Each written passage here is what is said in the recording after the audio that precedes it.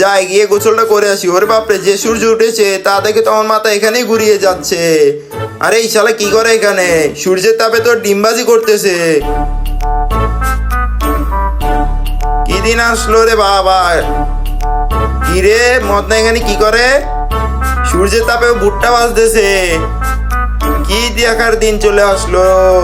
আচ্ছা যাই হোক, আমি গামছাটা এখানে রেখে গোসলটা করে ফেলি। আচ্ছা দেখি তো পানি কিরকম, ঠান্ডা নাকি গরম। ওরে বাপরে, পানি যে গরম। ওরে রাজু, তুই এরকম দৌড়াচ্ছিস কেন?